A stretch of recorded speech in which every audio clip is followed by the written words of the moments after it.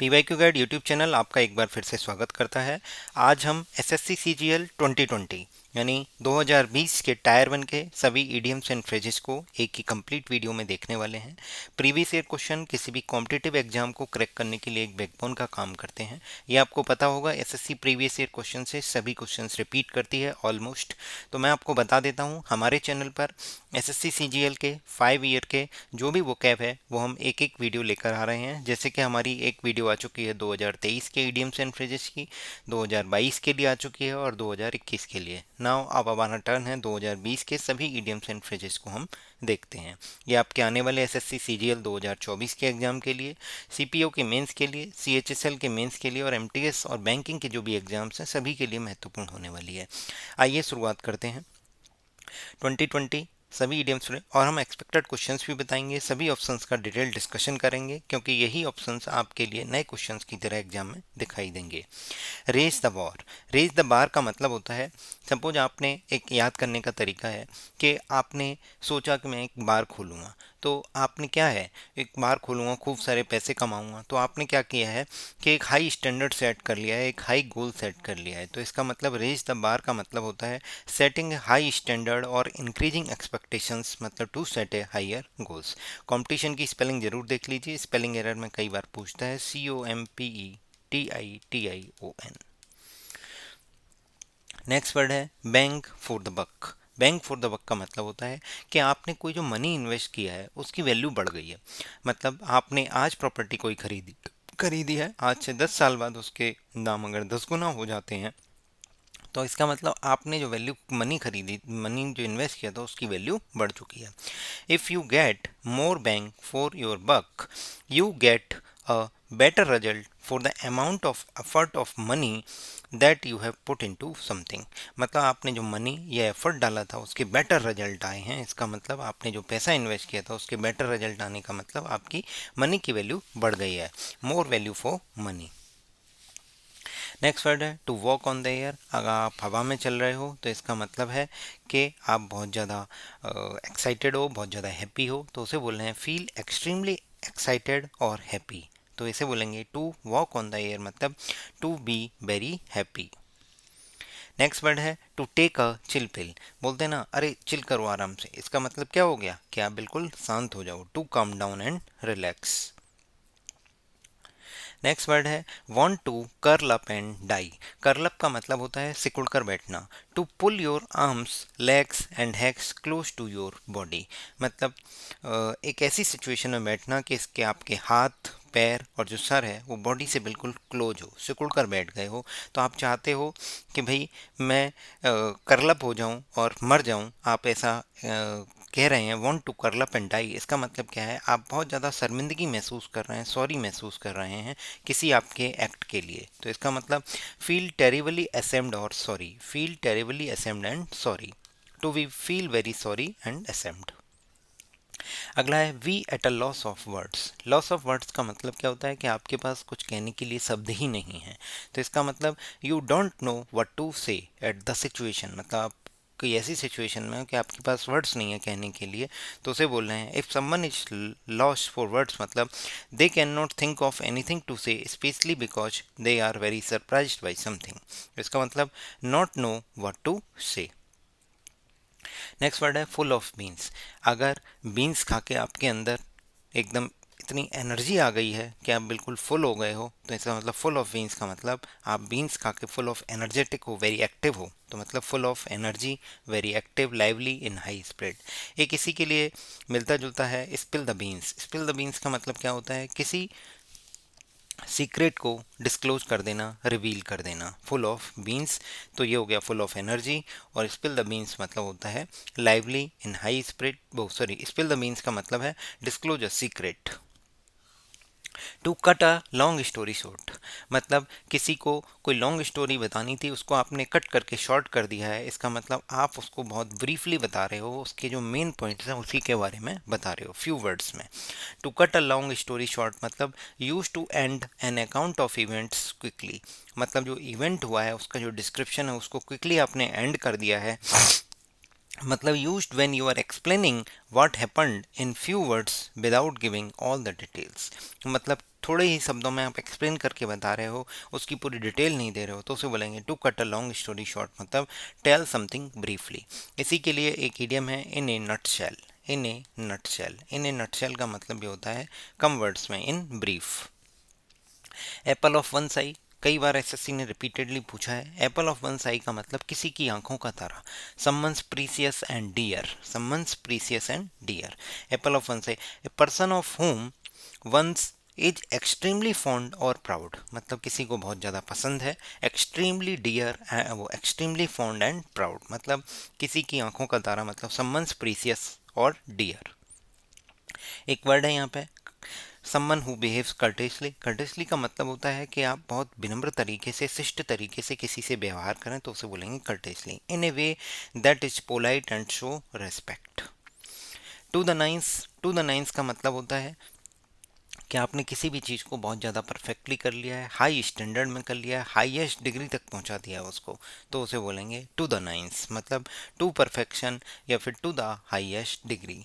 एक वर्ड है यहाँ पे एक्जल्टेड, EXALT, एक्जल्ट। एक्जल्ट का मतलब होता है कि किसी को प्रेज करना पहला, या फिर दूसरा किसी की जो स्तर है यानी पद है, यानी उसकी जो रैंक है उसमें उसको ऊंचा करना। To make somebody rise to higher rank or some position, या फिर to praise somebody or something a lot, किसी की प्रशंसा करना बहुत ज़्यादा, या फिर किसी की रैंक को ऊंचा करना। नेक्स्ट वर्ड है एट द 11th आवर। आप समझ गए, 11th आवर मतलब 11 बजे आपको कोई भी चीज़ सबमिट करनी थी और आप 11 बजे ही आए हो, इसका मतलब आप लास्ट मोमेंट पे हो। At the last moment, almost too late, at the very last minute.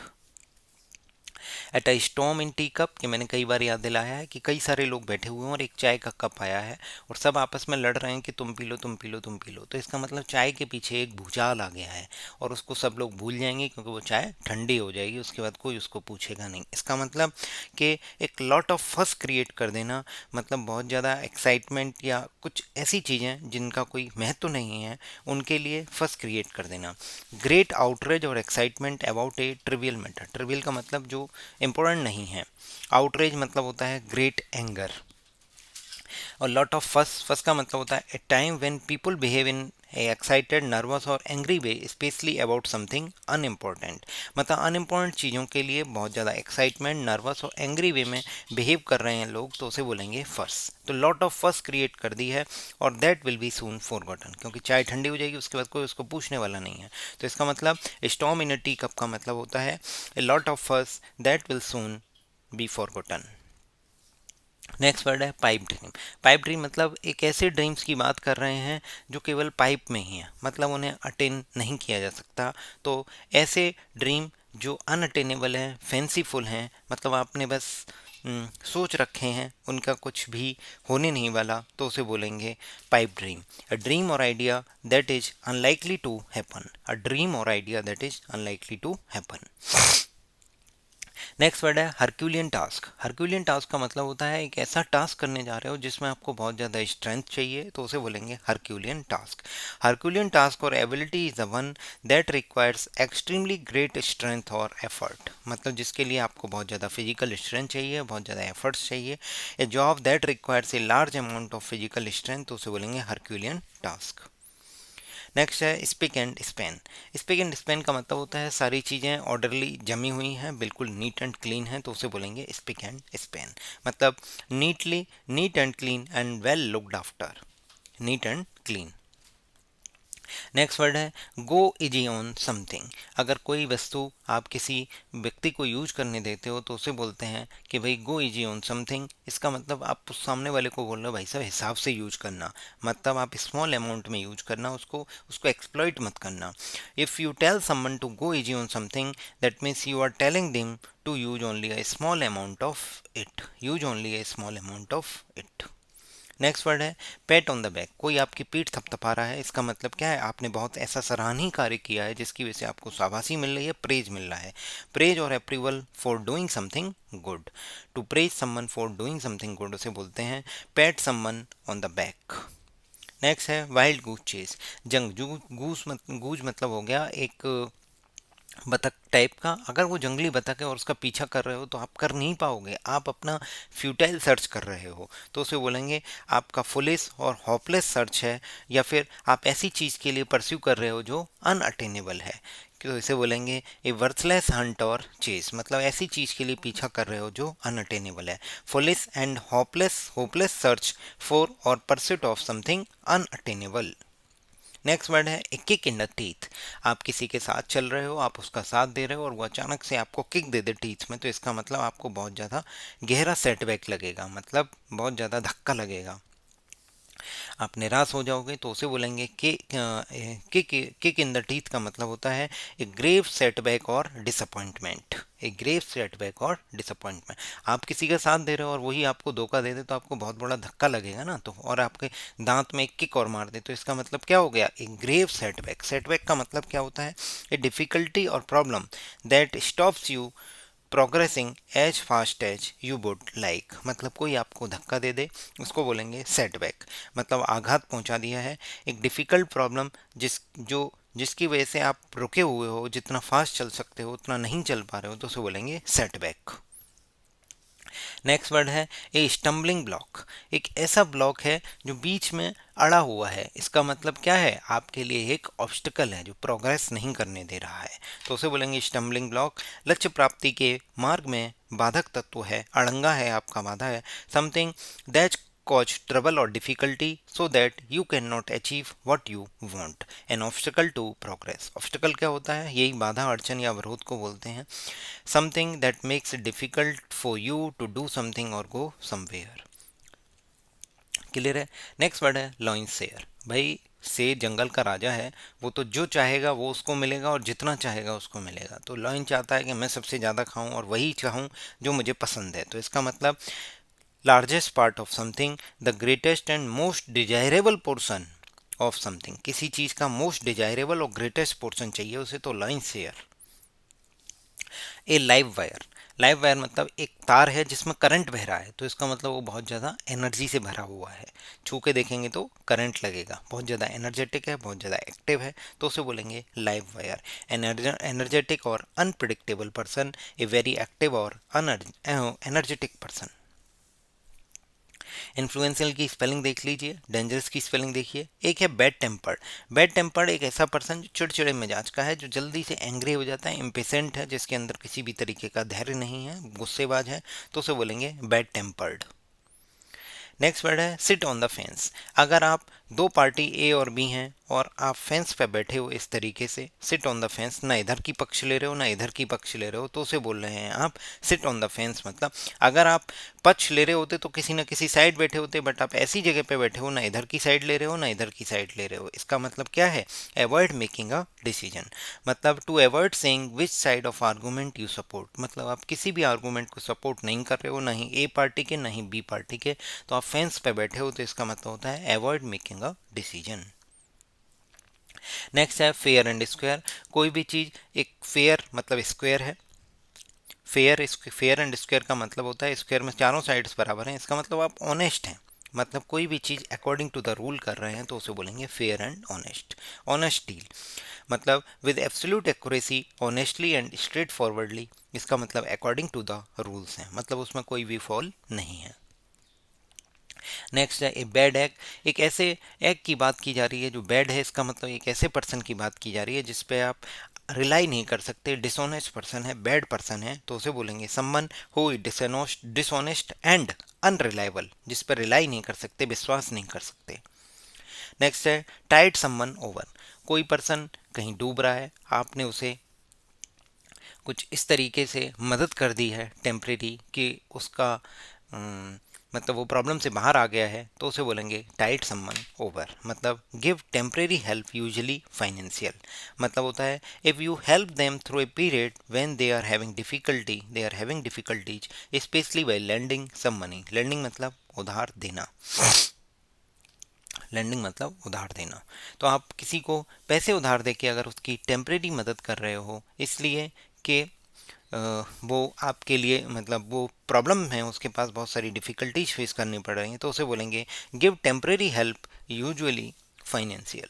एक इसमें वर्ड है वॉयेज, VOYAGE। वॉयेज होती है एक समुद्री लंबी यात्रा या फिर अंतरिक्ष यात्रा। A long journey by space, by sea और इन स्पेस, तो उसे बोलेंगे voyage, VOYAG।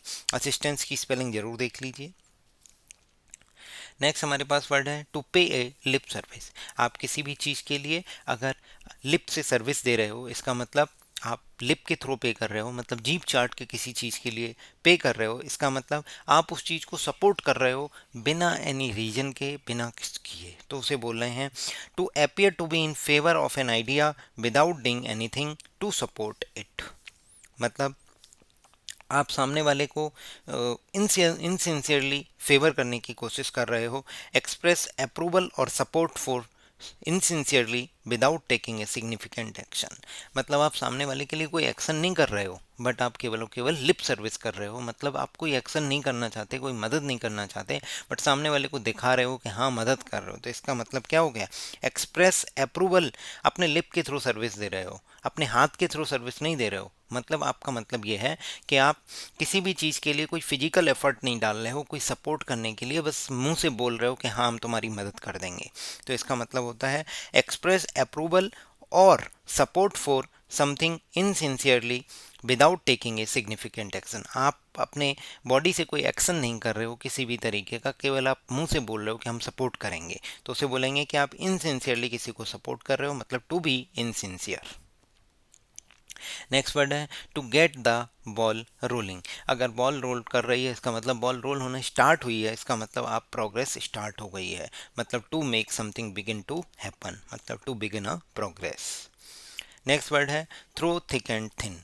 Throw thick and thin का मतलब होता है कि जब आप पतले थे, जब आप मोटे थे, उन दोनों ही टाइम में, मतलब आपकी डिफ़िकल्टी के टाइम में भी और आपके अच्छे टाइम में भी, मतलब एडवर्सिटी और प्रॉस्पेरिटी दोनों ही टाइम में आपके साथ है, तो उसे बोलेंगे थ्रू थिक एंड थिंग, मतलब under all conditions. If you support to stay with someone through thick and thing, you always support और stay with them in easy और डिफ़िकल्ट सिचुएशन। मतलब हमेशा सपोर्ट कर रहे हो, तो उसे बोलेंगे under all conditions. Next word है ऑन द होराइजन। होराइजन एक प्लेस होता है जहाँ पे धरती और आसमान एक दूसरे से मिलते हुए प्रतीत होते हैं। A line where earth and sky appear to meet. ये आपसे वन वर्ड सब्स्टिट्यूशन में कई बार पूछा गया है। तो ऑन द होराइजन का मतलब an event that is likely to happen soon. एक ऐसा इवेंट जो बहुत ज़्यादा मतलब घटित होने वाला है, इम्पेंडिंग है, तो उसे बोलेंगे an event that is likely to happen soon. एक वर्ड है इम्पेंडिंग, IMPEND। इम्पेंडिंग का मतलब वही होता है likely to happen soon. On the horizon मतलब कमिंग टू नियर फ्यूचर, जो फ्यूचर में नियर फ्यूचर में होने वाला है, तो उसे बोलेंगे ऑन द होराइजन। मैं आपको बता देता हूँ, हमारे टेलीग्राम चैनल का लिंक डिस्क्रिप्शन में दिया गया है, आप जाके जरूर ज्वाइन कीजिए, जहाँ पे आपको डेली फ्री वोकैब क्विज मिलता है। अगर आप चैनल पर नई ज्वाइन करते हैं तो आप क्या कीजिए, हैशटैग फीचर्स का यूज कीजिए, हैशटैग ईडीएम सर्च कीजिए, तो आपको ईडीएम्स के सभी क्वेश्चंस एक साथ अटेम्प्ट करने के लिए मिलेंगे। हैशटैग सिनोनिम्स डालेंगे तो सिनोनिम्स के SYNONYMS। हैशटैग OWS यानी one word substitution. Hashtag antonyms ANTONYMS। और हैशटैग स्पेलिंग डालिए SPELLING। हमारे टेलीग्राम चैनल का नाम PYQ गाइड ऑफिशियल चैनल है, जिसे आप ज्वाइन करेंगे तो आपको डेली न्यूज़पेपर मिलता है, जहाँ पे करंट अफेयर के इंपॉर्टेंट क्वेश्चंस के बारे में बताया जाता है, जो आने के पूरे पूरे चांसेज होते हैं, केवल वही बताए जाते हैं। और आप डेली वोकैब का एक फ्री क्विज मिलता है, जहाँ पे आप डेली वोकैब अटेम्प्ट कर सकते हैं ईडियम्स की आइडिया। ये हैशटैग के बाद कोई भी स्पेस मत देना आप। Hashtag OWS, hashtag antonym, hashtag spelling, hashtag synonym. इसी बेसिस पे हमने GS और GK के लिए GS, GK, GA और कंप्यूटर, इसके लिए भी हमने एक टेलीग्राम चैनल बनाया है, जो कि प्राइवेट टेलीग्राम चैनल है, जिसे ज्वाइन करने के लिए आपको 99 रुपये का पेमेंट करना होगा 8595331016 पर। इसमें फ़ायदा क्या है, इसमें भी हमने बहुत सारे हैशटैग फीचर्स का यूज किया है, जहाँ पे आपको हैशटैग फीचर्स यूज करने होंगे अगर आप एक साथ सारे क्वेश्चंस अटेम्प्ट करना चाहते हैं। अगर शिफ्ट वाइज करना चाहते हैं तो आप नेविगेशन लिंक पिंड मैसेज में नेविगेशन लिंक होगी, वहाँ पे आप शिफ्ट वाइज क्वेश्चन अटेम्प्ट कर सकते हैं जिनमें स्टार्ट और एंड बटन का फीचर है। जैसे सपोज आप 24 जुलाई की शिफ्ट 1 को अटेम्प्ट करना चाहते हैं, तो 24 जुलाई की शिफ्ट 1 पे जब नेविगेशन मैसेज में क्लिक करेंगे तो 24 जुलाई की शिफ्ट 1 के क्वेश्चंस का एक मैसेज खुलेगा जिसमें स्टार्ट और एंड का बटन होगा।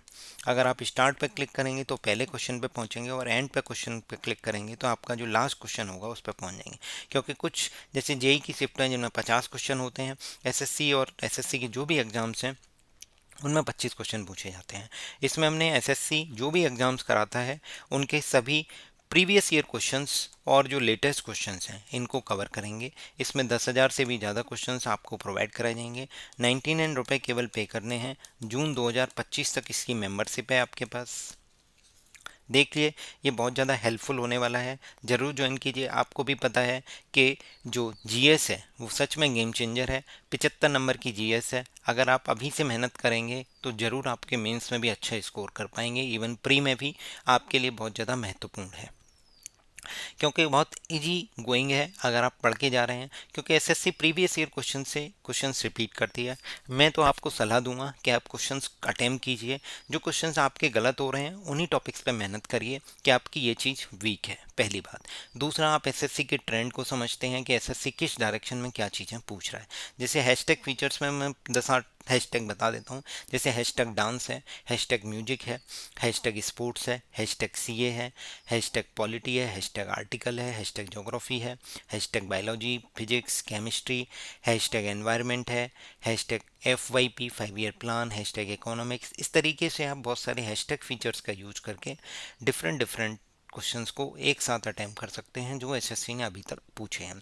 इसमें लेटेस्ट और प्रीवियस ईयर के 10,000 से भी ज़्यादा क्वेश्चंस आपको दिए जाएंगे। जून 2025 तक इसकी मेंबरशिप रहेगी आपके पास, जिसका नाम है एसएससी गेम चेंजर। जल्दी ही हम आपके लिए हिंदी में भी एसएससी गेम चेंजर लेके आ रहे हैं। अभी ये जो एसएससी गेम चेंजर है ये इंग्लिश में है, इसमें इंग्लिश वर्जन में, इंग्लिश लैंग्वेज में दी गए हैं क्वेश्चन। जल्दी ही आपके लिए हिंदी वर्जन भी आएगा जो बहुत ज़्यादा हेल्पफुल होने वाला है। आइए नेक्स्ट ईडियम देखते हैं, ऑन क्लाउड 9। ऑन क्लाउड 9 का मतलब होता है कि आप बहुत ज़्यादा हैप्पी हैं, बहुत ज़्यादा एक्सट्रीमली हैप्पी, मतलब आप हवा में हैं। ऑन द एयर अभी हमने पढ़ा था, ये भी क्वेश्चन रिपीट हुआ है। प्रीवियस ईयर क्वेश्चन किसी भी कॉम्पिटिटिव एग्जाम को क्रैक करने के लिए बैकबोन का काम करते हैं। जरूर करके जाइए अच्छे से। मैं आपको बताऊंगा कि कैसे कैसे क्वेश्चंस रिपीट हो रहे हैं। डेली आप वीडियो देख रहे हैं, कैसे कैसे क्वेश्चंस रिपीट हो रहे हैं। अगर आप मेरी वीडियो को कम्प्लीटली देख रहे हैं और पूरा एक एक वीडियो देख रहे हैं तो आपको पता चल जाएगा कि कैसे कैसे क्वेश्चंस रिपीट हो रहे हैं। देखिए, ऑन क्लाउड 9 का मतलब होता है एक्सट्रीमली हैप्पी। बाकी मैं आपके लिए 2018 से लेके 2023 तक के सभी वीडियोज आपके लिए लेकर आ रहा हूँ, जिसमें synonyms, antonyms, one word substitutions, idioms, phrase और स्पेलिंग। आपको कहीं भी इधर उधर जाने की ज़रूरत नहीं है, इन्हीं में से क्वेश्चंस आएंगे। डेफिनेटली गारंटी देता हूँ यहीं से क्वेश्चंस आएंगे। Synonym, antonym, one word substitution, idioms, phrase और स्पेलिंग पिछले 5 साल के आप करके जाइए। वीडियो हमारी कंप्लीट देखिए, बहुत ज़्यादा हेल्पफुल होने वाली हैं ये वीडियो, और दोस्तों के साथ ज़रूर शेयर कीजिए। अगर वीडियो पसंद आए तो चैनल को सब्सक्राइब कीजिए, लाइक कीजिए। नेक्स्ट है draw the line at something. Draw the line at the something का मतलब होता है, जैसे आपको पता है रामायण में आपने देखा होगा कि लक्ष्मण जी ने सीता मैया के लिए एक लाइन खींच दी थी कि भाई आप इससे पार नहीं जा सकते। मतलब उन्होंने एक लिमिट सेट कर दी कि इससे बाहर आपको नहीं जाना है। तो उसे बोलेंगे accept something up to a particular point. मतलब to put a limit on what will do और अलाउ टू हैपन। मतलब कौन सी चीज़ अलाउ करना के लिए आपको परमिट मिला है, लिमिट सेट कर दी गई है कि इतना ही कर सकते हो, इससे ज़्यादा नहीं। तो उसे बोलेंगे draw the line at something, मतलब accept something up to a particular limit. Clear है। A fish out of water. अगर मछली जल की रानी होती है, जीवन उसका पानी होता है। अगर मछली को पानी से बाहर निकाल दोगे तो वो क्या करेगी? अनकंफर्टेबल महसूस करेगी, एट द एंड वो डाई हो जाएगी। तो feel uncomfortable in an unfamiliar surrounding. You do not feel comfortable or relaxed because you are in an unusual or unfamiliar situation. आप कंफर्टेबल महसूस नहीं कर रहे हो, रिलैक्स फील नहीं कर रहे हो, क्योंकि आप एक अनयूजुअल और अनफेमिलियर सिचुएशन में आ गए हो। तो उसे बोलेंगे a face out of water. Next है to be light years away. आपको भी पता है कि लाइट की स्पीड होती है 3 × 8 मीटर प्रति सेकेंड, 3 × 10⁸ मीटर प्रति सेकेंड। अगर एक साल में एक साल में वो कितनी डिस्टेंस ट्रेवल करेगी। सबसे पहले एक साल को आप सेकंड में मल्टी चेंज करोगे, उसके बाद इससे मल्टीप्लाई करोगे तो इतने मीटर आएगा। जो ये मीटर डिस्टेंस आएगा ये बहुत ज़्यादा होगी। इसका मतलब कोई भी चीज़ जो बहुत ज़्यादा डिस्टेंस पे है तो उसे बोलेंगे लाइट ईयर्स। अभी to be too distance for human being to reach, मतलब ह्यूमंस के लिए रीच करना वहाँ पे बहुत ज़्यादा डिफ़िकल्ट है तो उसे बोलेंगे to be light years away. You can say that two things are light years apart to emphasize a very great difference or a very long distance or period of time between them. Next word है square deal. अभी हमने पढ़ा था square, fair and square मतलब क्या था, honest deal according to the rules. तो ऐसे ही स्क्वायर डील का मतलब होता है एक फेयर एग्रीमेंट हो रहा है। डील है तो एग्रीमेंट हो गया, एक फेयर एग्रीमेंट है। On the edge, on the edge का मतलब अगर आप कट ऑफ पार करने से एज पे रह गए तो आप क्या है, बहुत ज़्यादा नर्वस हो गए हो, काम नहीं हो, रिलैक्स नहीं हो, तो उसे बोलेंगे ऑन द एज, मतलब nervous and unable to feel relax. घर वालों को क्या जवाब देंगे कि हम 0.5 से रह गए, नहीं तो हम प्री दे लेते। तो इसका मतलब क्या हो गया, ऑन द एज का मतलब कि आप नर्वस फील कर रहे हो, काम और रिलैक्स नहीं हो, तो उसे बोलेंगे nervous and unable to relax, on the edge. The gift of gab, ये तो कई बार एसएससी ने रिपीटेड पूछा है। And the gift of gab का मतलब एक ऐसा पर्सन जो परसुएसिव हो, जिसके अंदर इतनी एबिलिटी हो कि वो फ्लुएंटली स्पीक कर सके, कॉन्फिडेंटली बोल सके और लोगों को अपनी बातों से लुभा सके, लोग उसको फॉलो करें, तो उसे बोलेंगे gift of gab. Ability to speak easily and confidently in such a way that makes people want to listen you and to believe you, मतलब आपकी बातों पर विश्वास करें, आपको सुनने की इच्छा जाहिर करें, तो उसे बोलेंगे टॉक्स वेल एंड परसुएसिवली। परसुएसिवली का मतलब होता है कि आप इस तरीके से बोल रहे हो कि लोग आपकी बातों से कन्विंस हो रहे हैं, in a persuasive and convincing manner. Next word है फील एट सी। आप ऐसा फील कर रहे हो कि आप समंदर के बीच में हो, ना आपको कोई दिशा का ज्ञान है, नहीं आपको ये पता है कि ये नाव या समुद्र में जो जहाज है वो कैसे चलाना है। तो आप क्या है, मतलब खो चुके हो और कंफ्यूज्ड हो, ना अपनी लोकेशन ट्रेस कर पा रहे हो कि मैं कहाँ पे हूँ। तो फील एट सी का मतलब feel lost and confused, feel lost and confuse. एक वर्ड है सी सिक। सी सिक का मतलब होता है कि जो शिप के मूवमेंट से, शिप के मोशन से सी में जो किसी को सिकनेस हो जाती है, नोसिया हो जाता है, तो उसे बोलेंगे sea sick. Suffering from sickness or nausea caused by the motion of a ship at sea.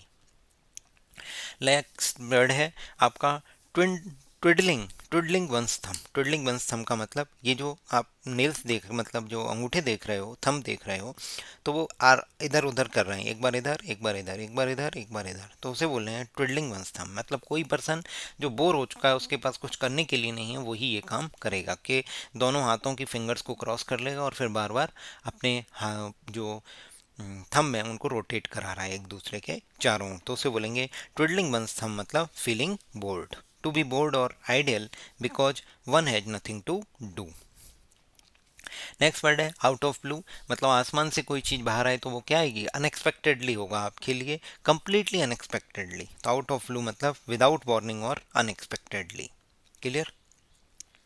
Next word है टू फैन द फ्लेम्स। कहीं फ्लेम्स है यानी आग जल रही हो और आप अगर उसमें पंखा दिखा रहे हो तो आग भड़का रहे हो, मतलब कोई चीज़ जो ऑलरेडी बैड थी उसको और वर्स करने की कोशिश कर रहे हो। To make a bad situation worse, cause an emotion such an anger or hatred to become stronger, मतलब कोई भी जो फीलिंग्स हैं आपके अंदर हेट्रेड की, एंगर की, उसको और वर्स कर रहे हो और स्ट्रॉन्ग कर रहे हो, तो उसे बोल रहे हैं टू फैन द फ्लेम, मतलब to make a bad situation worse. एक वर्ड है यहाँ पे एमिकेबली। कई बार एसएससी ने प्रीवियस ईयर क्वेश्चन में ये क्वेश्चन पूछा है। एमिकेबली का मतलब होता है in a friendly and peaceable manner, मतलब आप फ्रेंडली तरीके से किसी से बिहेव कर रहे हो, किसी से बात कर रहे हो, तो उसको बोलेंगे amicably, in a friendly and peaceable manner. Last question है ये 2020 के सभी इडियम्स एंड फ्रेजेस का, to fight tooth and nail. To fight tooth and nail का मतलब आप सामने वाले से इस तरीके से फाइट कर रहे हो कि आपको अपने दांत और नाक, वो नाखून, इन दोनों को चलाना पड़ रहा है, तो मतलब आप बहुत एग्रेसिव हो गए हो, फियर्सली किसी से अटैक कर रहे हो, किसी से फाइट कर रहे हो, तो इसका मतलब टू फाइट और compete विद, compete के साथ प्रपोजिशन विद आती है, टू फाइट और compete with great ferocity and intensity, मतलब बहुत ज़्यादा आक्रामक हो चुके हो, फेरोसियस हो चुके हो, तो to fight tooth and nail का मतलब to fight very fiercely. And very intensity. Clear है? तो इस तरीके से हमने 2020 के सभी ईडियम्स को कर लिया है। ये टोटल 42 ईडियम्स थे और हमने इनमें सभी ऑप्शंस को देख के मैं मानता हूँ कि लगभग 70 से प्लस हमने ईडियम्स इस वीडियो में किए हैं। अगर आपको वीडियो पसंद आ रही हैं तो चैनल को लाइक कीजिए और सब्सक्राइब कीजिए। जो क्वेश्चंस मैं आपसे पूछता हूँ उनको कमेंट करके ज़रूर बताइए।